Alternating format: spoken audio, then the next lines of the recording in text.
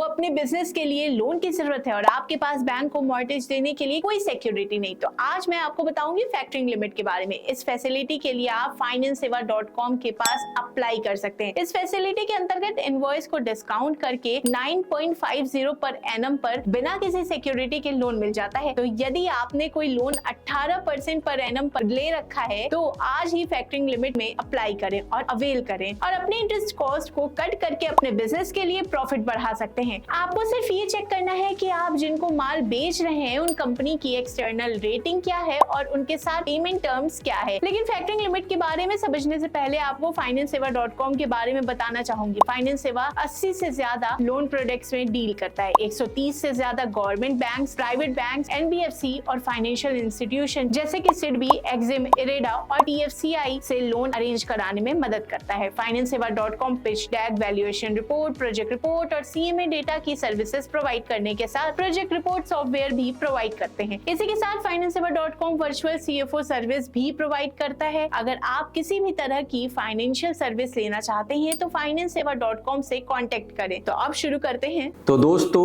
आज हम बात करेंगे एक ऐसे फाइनेंशियल कंसेप्ट के बारे में जो आपकी बिजनेस के कैश फ्लो के टेंशन को एकदम हल्का कर सकता है। हाँ, आपको क्या लगता है हम कोई जादू का पिटारा खोलने वाले हैं? नहीं, आज हम फैक्टरिंग लिमिट के बारे में बात करेंगे जो कोई जादू नहीं लेकिन काम का है। फैक्टरिंग क्या होता है ये समझते हैं आसान भाषा में। फैक्टरिंग एक ऐसा तरीका है जिसमें कंपनी अपने अनपेड इनवॉइस को एक फैक्टरिंग कंपनी को बेच देती है। मतलब आप अपने पैसे जल्द पाना चाहते हैं लेकिन कस्टमर धीरे धीरे पेमेंट करता है तो आपको तुरंत पैसे मिल जाते हैं लेकिन थोड़ी सी फीस कटती है। अब बात करते हैं फैक्टरिंग लिमिट की। ये वो मैक्सिमम अमाउंट होता है जो एक फैक्टरिंग कंपनी आपको उधार दे सकती है। अरे भाई, ये लिमिट आपकी क्रेडिट वर्थनेस और इनवॉइसेस पर डिपेंड करता है। जितने अच्छे कस्टमर उतनी अच्छी लिमिट। फैक्टरिंग लिमिट के अंतर्गत फैक्टरिंग कंपनी इनवॉइस वैल्यू का 90% तक डिस्काउंट करके पेमेंट कर देती है। लेकिन हम इसे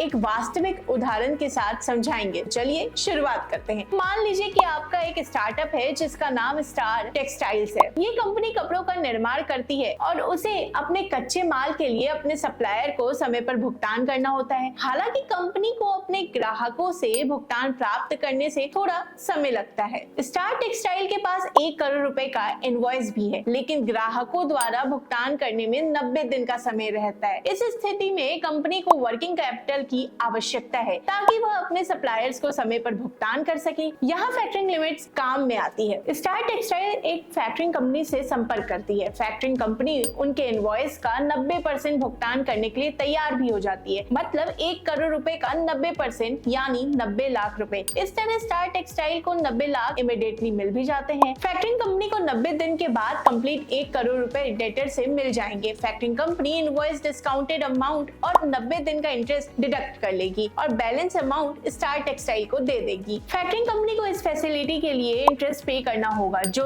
9.50% पर एनम से स्टार्ट हो जाता है। इंटरेस्ट रेट स्टार टेक्सटाइल के क्रेडेंशियल और डेटर के एक्सटर्नल रेटिंग पर डिपेंड करता है। इस फैसिलिटी के अंतर्गत मिनिमम डेटर की एक्सटर्नल रेटिंग BBB होनी चाहिए। कुछ डेटर की एक्सटर्नल रेटिंग कम होने पर भी इस फैसिलिटी के अंतर्गत लोन अवेल किया जा सकता है यदि स्टार टेक्सटाइल में किसी प्राइवेट इक्विटी या वेंचर कैपिटल फर्म का इन्वेस्टमेंट किया गया। इस उदाहरण से हमें ये समझ में आता है कि फैक्टरिंग लिमिट्स स्टार्टअप्स और MSME को कैश फ्लो में सुधार लाने और उनके व्यापार को बढ़ाने में मदद कर सकती है। लेकिन हमेशा ध्यान रखें कि इंटरेस्ट रेट को चेक करना और सही फैक्टरिंग कंपनी से संपर्क करना बहुत जरूरी है। इसके कुछ बेहतरीन फायदे भी हैं, जैसे बिजनेस को तुरंत पैसा मिल जाता है और बैड डेट्स का खतरा भी कम हो जाता है। जिन कंपनी की ड्रॉइंग पावर शॉर्ट रहती है उन कंपनी के लिए इस फैसिलिटी के अंतर्गत एडिशनल फंड मिल जाता है। इसको एक एग्जाम्पल से समझते हैं। मान लीजिए आपकी कंपनी ने एक 10 करोड़ की वर्किंग कैपिटल बैंक से अवेल कर रखी है। इस फैसिलिटी के अंतर्गत बैंक ने डेटर्स की वैल्यू पर 60% की ड्रॉइंग पावर अलाउ की है। इस तरह से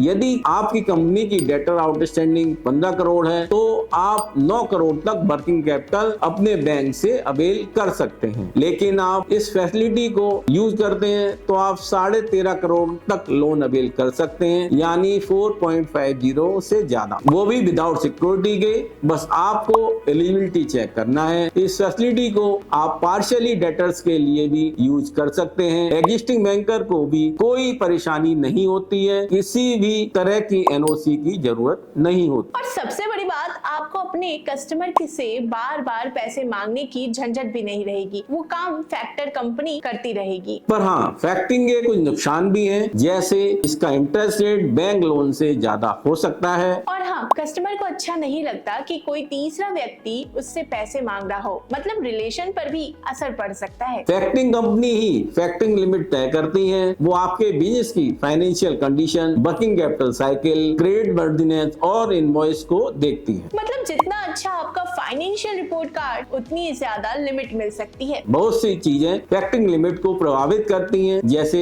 आपके कस्टमर की क्रेडिट वर्दीनेस और आउटस्टैंडिंग इनवॉइस की एज। और हाँ, कस्टमर का पेमेंट बिहेवियर भी बहुत मायने रखता है। अगर कस्टमर टाइम पर पेमेंट करता है तो लिमिट बढ़ सकती है। अगर आप हायर फैक्टरिंग लिमिट लेना चाहते हैं तो अपनी क्रेडिट स्कोर सुधारें और कस्टमर बेस को डाइवर्सिफाइड करें। आपके कस्टमर की एक्सटर्नल रेटिंग मिनिमम BBB होनी चाहिए। बोरोवर के क्रेडेंशियल अच्छे होने चाहिए। और अगर आप जल्दी पेमेंट चाहते हैं तो अपने कस्टमर को अर्ली पेमेंट का लुभावना डिस्काउंट भी दे सकते हैं। जी हाँ, कुछ कंपनियां रिवॉल्विंग लिमिट देती हैं, जिसे बार बार इस्तेमाल किया जा सकता है, और कुछ सिर्फ एक ही लिमिट देती हैं। मतलब कंप्लीट पेमेंट पर लिमिट वापस मिल गई, ऐसा भी हो सकता है। अगर आप फैक्टरिंग नहीं करना चाहते हैं तो आप bank loan, working capital, line of credit या इनवॉइस डिस्काउंटिंग फैसिलिटी को भी अवेल कर सकते हैं। बिल्कुल, मतलब चॉइसेस की कोई कमी नहीं होने वाली, बस समझदारी से चुनना होगा। सबसे पहले यह जानना जरूरी है कि फैक्टरिंग लिमिट को कौन कौन सी रेगुलेटरी बॉडी गवर्न करती हैं। वैसे क्या आपको पता है कि रिजर्व बैंक ऑफ इंडिया सीधे फैक्टरिंग लिमिट को प्रभावित नहीं करता? हाँ, लेकिन आरबीआई उन एनबीएफसी की एक्टिविटीज को जरूर कंट्रोल करता है जो फैक्टरिंग कंपनियों की तरह काम करती है, तो इनडायरेक्टली आरबीआई का भी थोड़ा बहुत हाथ होता है। अब बात करते हैं फैक्टरिंग लिमिट के फ्यूचर ट्रेंड्स की। आने वाले समय में ये ज्यादा फ्लेक्सिबल और डाटा ड्रिवन होने वाला है। बिल्कुल, टेक्नोलॉजी और क्रेडिट स्कोरिंग मॉडल का इस्तेमाल बड़े पैमाने पर किया जाएगा, यानी पुराना बही खाता छोड़ो, अब तो सब कुछ डिजिटल हो रहा है। अब बात करते हैं कि बिजनेसेस को फैक्टरिंग लिमिट को ऑप्टिमाइज यूज करने के लिए क्या करना चाहिए। सबसे पहले आपका कस्टमर बेस स्ट्रॉन्ग होना चाहिए, उनके पास अच्छे पेमेंट हिस्ट्री हो।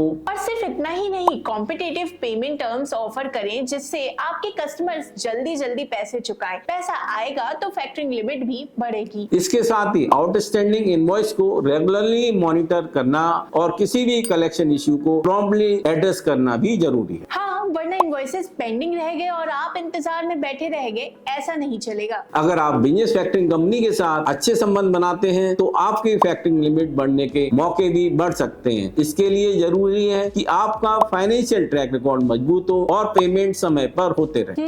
सच्ची, टाइम पर पेमेंट्स होंगे तो फैक्टरिंग कंपनी भी आप पर भरोसा करेगा और लिमिट्स धीरे धीरे बढ़ते जाएंगे। विन विन सिचुएशन रहेगी। फैक्टरिंग कंपनी चुनते समय आपको कुछ बातों का ध्यान रखना है। सबसे पहले फैक्टर की रेपुटेशन और एक्सपीरियंस को देखना जरूरी है। और हाँ, ट्रांसपेरेंसी भी बहुत जरूरी है, कहीं हिडन चार्जेस ना हो, वो हमेशा चेक कर लें। बेस्ट प्रैक्टिस की बात करें तो क्लियर कम्युनिकेशन के साथ इनवॉइस सबमिशन और पेमेंट एक्सपेक्टेशन को लेकर फैक्टर से बात करते रहें। और अपने फैक्टरिंग अरेंजमेंट की परफॉर्मेंस को भी ट्रैक करें। ये देखना जरूरी है कि जो फैक्टरिंग आप कर रहे हैं वो कॉस्ट इफेक्टिव भी है या नहीं। फैक्टरिंग लिमिट से बिजनेस को ज्यादा वर्किंग कैपिटल मिलती है, जिससे वो बड़े प्रोजेक्ट ले सकते हैं और अपने ऑपरेशन का विस्तार कर सकते हैं। लेकिन हद से ज्यादा फैक्टरिंग पर डिपेंड मत हो जाएं। डाइवर्सिफिकेशन जरूरी है ताकि किसी एक सोर्स पर पूरी तरह से निर्भर ना हो। साथ ही कस्टमर डिफॉल्ट के रिस्क को कम करने के लिए भी स्ट्रेटजी अपनाई जा सकती है, जैसे रिकोर्स फैक्टरिंग के जरिए बिजनेस कुछ रिस्क खुद उठा सकते हैं। और कस्टमर्स की क्रेडिट हिस्ट्री को चेक करके आप इस रिस्क को थोड़ा और कम कर सकते हैं, यानी आंख बंद करके किसी पर भरोसा ना करें। फैक्टरिंग लिमिट का सही इस्तेमाल करने से सप्लायर के साथ आपके रिश्ते भी बेहतर हो सकते हैं। हाँ, लेकिन ट्रांसपेरेंसी रखना बहुत जरूरी है, वरना सप्लायर कहेंगे कि हमें पहले क्यों नहीं बताया। अब बात करते हैं टेक्नोलॉजी की। टेक्नोलॉजी के आने से फैक्टरिंग लिमिट्स का मैनेजमेंट बहुत आसान हो गया है। बिल्कुल, आजकल तो ऑनलाइन प्लेटफॉर्म आ गए हैं जहां आप आसानी से अपनी इनवॉइस सबमिट कर सकते हैं, फैक्टरिंग लिमिट्स की ट्रैकिंग भी कर सकते हैं, सब कुछ बस एक क्लिक पर। लेकिन फैक्टरिंग लिमिट का इस्तेमाल करने पर कुछ टैक्स इम्प्लीकेशन भी हो सकती है। जी हाँ, फैक्टरिंग लिमिट को टैक्स डिडक्टेबल माना जाता है, लेकिन हाँ, एक टैक्स एडवाइजर से सलाह जरूर लें ताकि आपको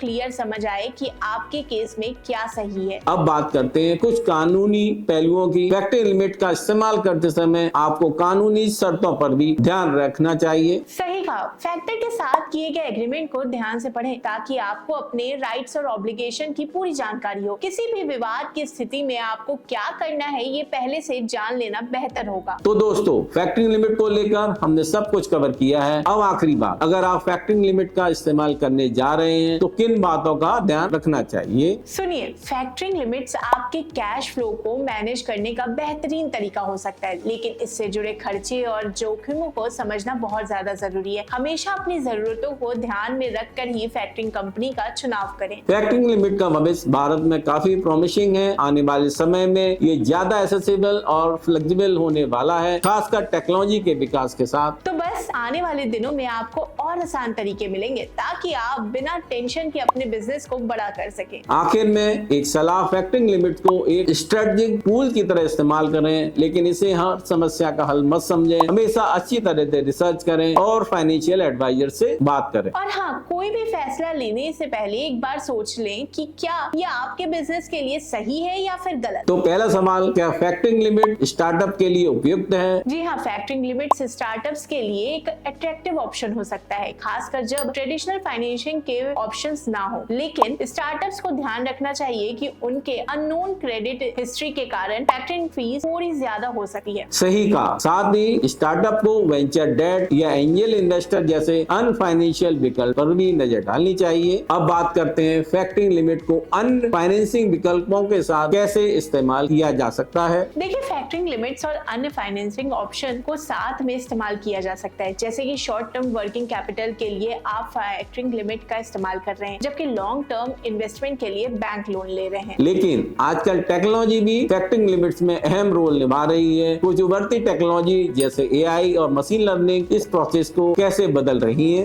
बिल्कुल, आर्टिफिशियल इंटेलिजेंस और मशीन लर्निंग का इस्तेमाल करके अब ज्यादा एडवांस रिस्क असेसमेंट हो सकता है, जिससे बिजनेस के लिए पर्सनलाइज्ड फैक्टरिंग लिमिट सेट की जा सकती है। अब बात करते हैं सरकार इस क्षेत्र को कैसे प्रमोट कर रही है। सरकार फैक्टरिंग इंडस्ट्री में ट्रांसपेरेंसी और फेयर प्रैक्टिसेस को बढ़ावा देने के लिए रेगुलेटरी फ्रेमवर्क बना रही है। साथ ही छोटे शहरों और कस्बों में फैक्टरिंग के प्रति जागरूकता बढ़ाने के लिए भी सरकार कदम उठा रही है। क्या फैक्टरिंग लिमिट्स का इस्तेमाल लॉन्ग टर्म फाइनेंशियल प्लानिंग में भी हो सकता है? देखिए, फैक्टरिंग लिमिट्स को आमतौर पर short term cash flow management के लिए इस्तेमाल किया जाता है, लेकिन इससे लंबे समय में भी फायदा हो सकता है। बेहतर कैश फ्लो से सप्लायर के साथ आपके रिश्ते मजबूत होते हैं और नई इन्वेस्टमेंट के मौके भी मिल सकते हैं। अब बात करते हैं कि बिजनेसेस को फैक्टरिंग के दौरान किन बातों का ध्यान रखना चाहिए। बिल्कुल, बिजनेसेस को अपने कस्टमर्स और सप्लायर्स के साथ ट्रांसपेरेंसी बनाए रखनी चाहिए, साथ ही अनफेयर शर्तों से बचने चाहिए जो बिजनेस को नुकसान पहुंचा सकती है। अगर आप फैक्टरिंग लिमिट का इस्तेमाल करने जा रहे हैं तो कैसे सुनिश्चित करें कि आपको सही डील मिल रही है। बिल्कुल, कई फैक्टरिंग कंपनियों के ऑफर्स की तुलना फीस स्ट्रक्चर को समझने और शर्तों पर बातचीत करें, इससे आपको एक बेहतर डील मिल सकती है। अब कुछ चैलेंज की बात करें। फैक्टरिंग लिमिट का इस्तेमाल करते समय बिजनेस को किस तरह की चुनौतियों का सामना करना पड़ सकता है। जैसे कि अगर कस्टमर डिफॉल्ट कर जाते हैं या फैक्टरिंग फीस में अचानक बढ़ोतरी हो जाती है तो ये कुछ मुश्किलें हो सकती हैं। इसीलिए फैक्टरिंग लिमिट्स का सही मैनेजमेंट बहुत जरूरी है। तो दोस्तों, अंत में यही कहेंगे कि फैक्टरिंग लिमिट के साथ कुछ चुनौतियां जरूर हैं, लेकिन फिर भी ये एक अच्छा टूल है। बिल्कुल, जब सही सही ढंग से और समझदारी से इस्तेमाल किया जाए तो फैक्टरिंग लिमिट्स आपके बिजनेस को कैश फ्लो में सुधार दे सकती है और टेम्परेरी फाइनेंशियल चैलेंजेस से निपटने में भी मदद करती है। यदि आप फैक्टरिंग लिमिट लेना चाहते हैं तो आप FinanceSeva.com से संपर्क कर सकते हैं या 9863020202 पर कॉल कर सकते हैं। तो दोस्तों, ये थी हमारी आज की जानकारी फैक्टरिंग लिमिट के बारे में। अगर आपको ये वीडियो पसंद आई हो तो लाइक और शेयर करना ना भूलें और हमारे चैनल को सब्सक्राइब भी करें। और हाँ, कमेंट्स में हमें बताइए कि आप कौन से टॉपिक्स पर जानकारी चाहते हैं। तब तक के लिए धन्यवाद।